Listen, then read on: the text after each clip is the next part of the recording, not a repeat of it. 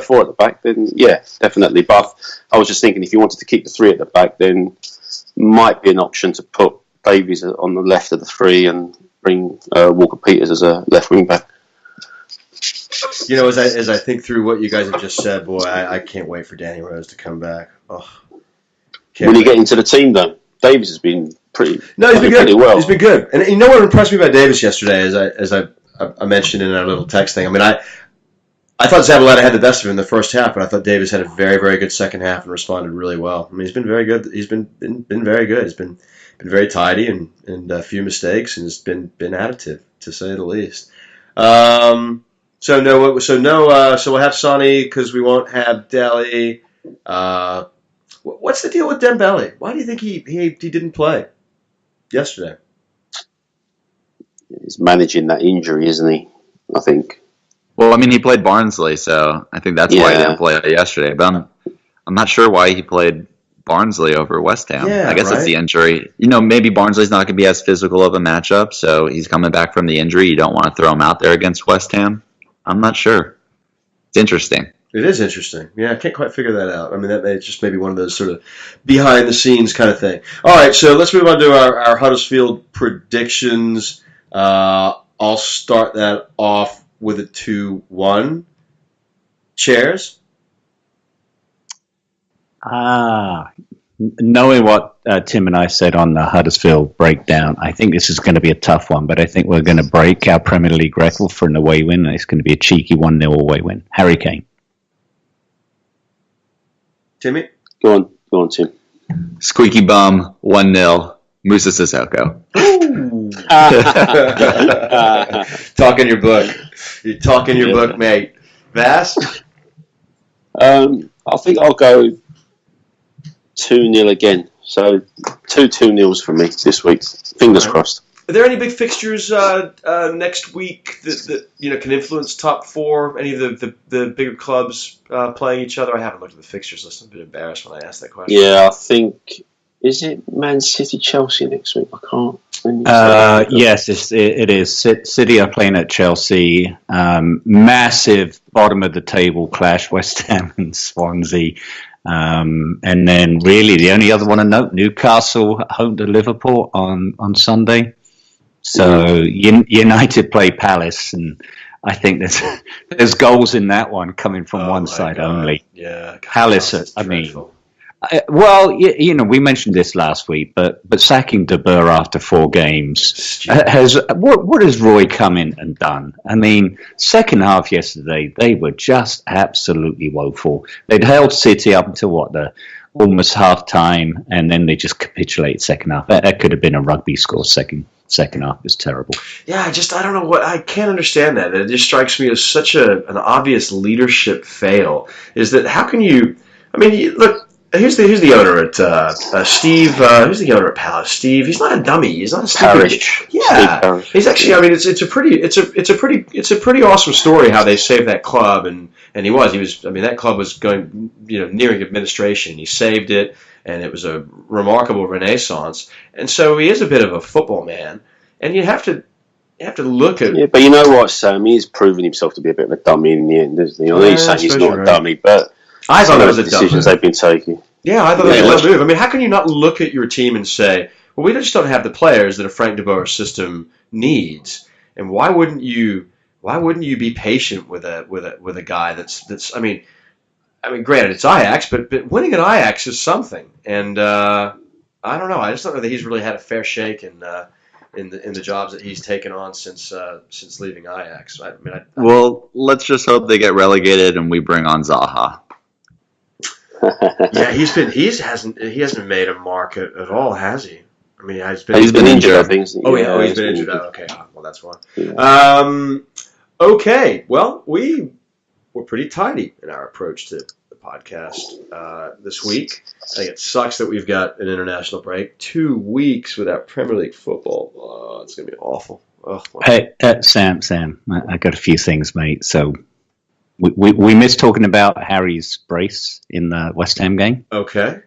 21 goals, 29 London derbies, mate. Wow. And there was an interesting stat that came out yesterday. Earlier, before the match, I think Opta Joe on Twitter had mentioned that Harry was at 120 minutes per goal ratio. Amongst those with 10 plus goals in London derbies, only Henry was beating him at 114.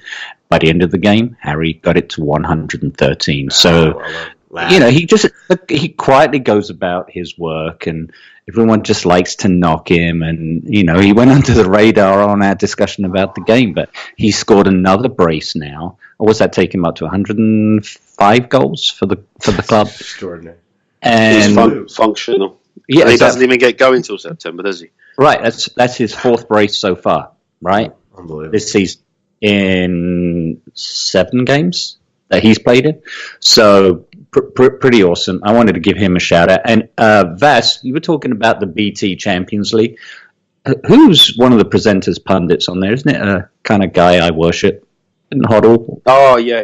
Glenn Hoddle does much co-commentary a lot of the time. So today, Sam, are you ready for this? Go on. It is the 34th anniversary of that chip. Is it really? Can't let the day go by without that being recognized. One of those goals that I can just watch. I can literally hit replay over and over and over. But it's still not my favorite. We were talking about it down the pub, ironically, because I put Hoddle on the back of this season's shirt, as you do, and we were talking about there's a guy from the UK that's just started coming to the pubs with us that lives over here, and he's a huge Hoddle fan as well. And we were talking about favorite goals, and he talked about that one. I still love the give and go with Aussie, the 1-2. Oh, the one in the United League Cup. That was game. pretty awesome. That's my favorite goal. I think that's mine too. And the other one you scored against Forest, where the ball didn't touch the ground. Didn't touch the ground. Yeah. No, those are amazing goals. Amazing goals. And it's only apt that we should talk about Goddle on Sunday.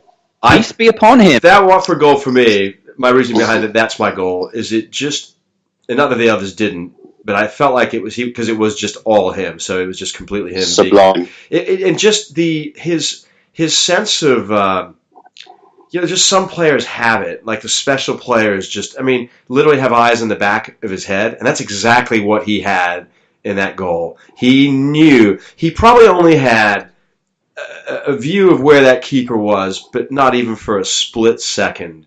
And to be able to have the skill, to be able to have that kind of feel that of spatially, where he is and where the keeper is, and then to be able to pull it off, it's just one of those amazing goals. And then what's funny? The goal that I watch over and over again, because it's really a dance move that he puts on, and he was never really known for having flashy feet. But his last goal at the Lane.